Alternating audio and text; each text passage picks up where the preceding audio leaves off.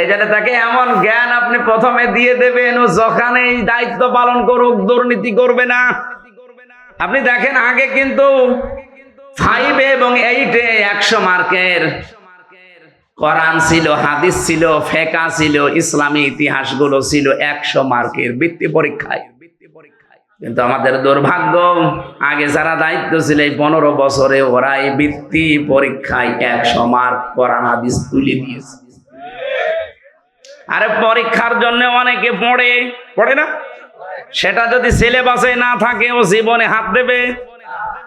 আগে সেই 3 যখন পড়তাম তখন গারে সুরের ঘটনা পড়তাম। হযরতে আবু বকর সিদ্দিক নবীজিকে রাতের বেলা পাহারা দিয়েছিলেন, পড়তাম আর ওই সময় বুঝতাম না, তারপরও মন লাগিয়ে দিতাম যে কি কি হয়েছে দেখি। আবু বকরের উপর একটা আলাদা ভালোবাসা জন্ম নিত যে নবীর জন্য এত কিছু করেছে।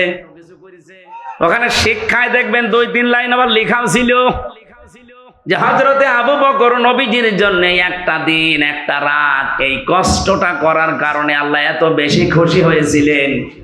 কিয়ামত পর্যন্ত আমরা যারা দুনিয়ায় আসতে পারি সবার নেকি যদি এক পাল্লায় দেন, হযরতে আবু বকর নবীজির জন্য এক রাতে যে কষ্ট করেছিলেন ওই এক রাতের কষ্টের সমান যে সওয়াব, ওই সওয়াবের পরিমাণ হবে না। আবু বকরের প্রতি এমনি একটা আলাদা ভালোবাসা তৈরি হয়ে যেত, সেইগুলোই যদি এখন তুলে দেয় তে ভালোবাসা জন্মাবে কি করে? এই জন্য সিলেবাসে যারা ছিল শিক্ষা ব্যবস্থায় ওরা যাতে মাতালগিরি করলো, ওরা কিন্তু তালে ঠিক ছিল।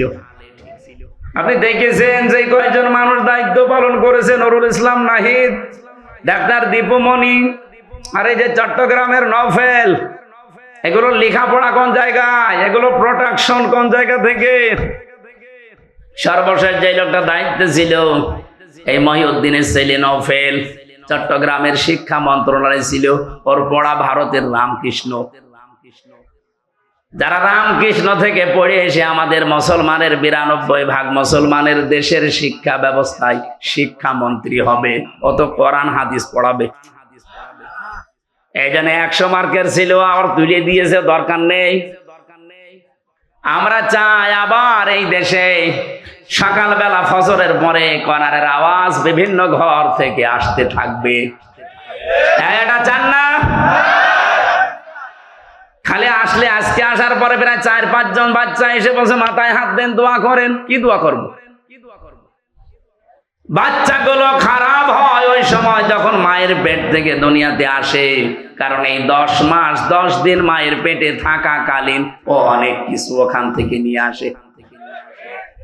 বিজ্ঞান এখন প্রমাণ করছে 6 মাস যখন মায়ের পেটে মানুষের হয়ে যায় তখনও দুনিয়ার কথাবার্তা শুনতে পায়। এখন 6 মাস আপনার স্ত্রীর পেটে সন্তান বয়স হয়ে গেছে, আপনার স্ত্রী বসে বসে এমন সিরিয়াল দেখতেছে যার ভেতরে শুধু আল্লাহ রসুলের কথা।